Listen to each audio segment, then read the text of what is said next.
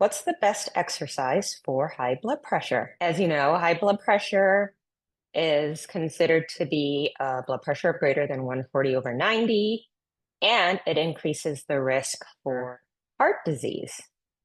And people with type 2 diabetes are 2 times more likely to develop heart disease than those without diabetes. So it's kind of important to keep blood pressure down.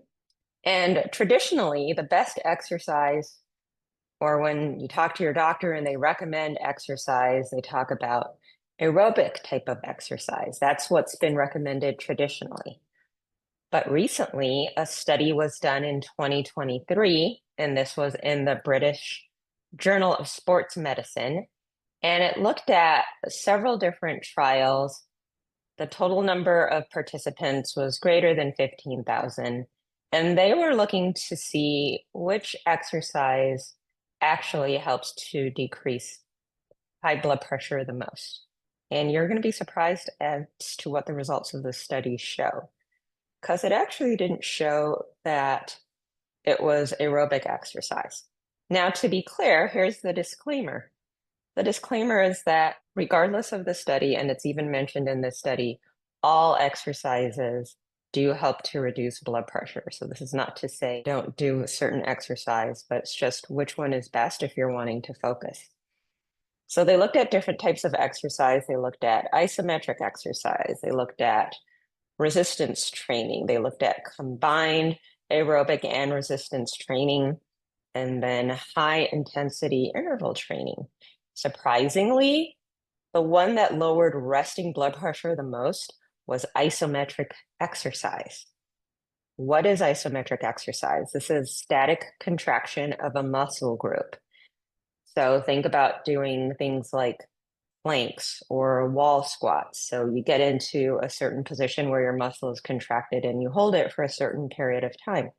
That was actually found to lower high blood pressure, the systolic blood pressure and the diastolic blood pressure the most.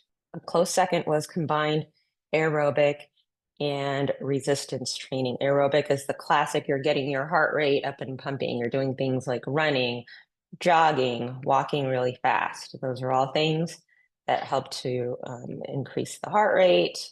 And then resistance training is doing things like lifting weights, for example. Number 3 was dynamic resistance training, which is just a big term for your classic weightlifting.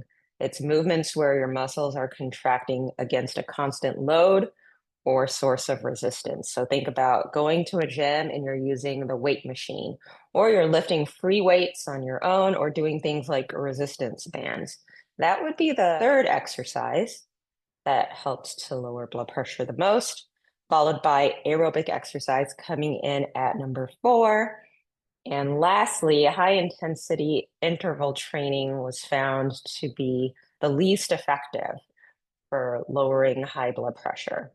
And HIIT is, I guess it's still around, but it was really popular about 10 to 15 years ago. I remember there were all these CrossFit gyms around the country, and I think they're still around, but I'm just not seeing it quite as much or hearing as much about it because things have changed. There's Peloton, there's other exercises out there.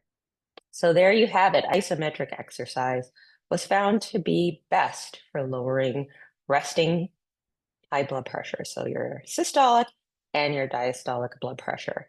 But again, remember that all exercises are helpful for lowering systolic and diastolic blood pressure. So just getting out there, exercising, and moving more. But if you're really looking to lower your blood pressure and the things that you've been trying aren't working, or you just want some additional help, think about doing some isometric exercise if you're not already including that in your exercise plan.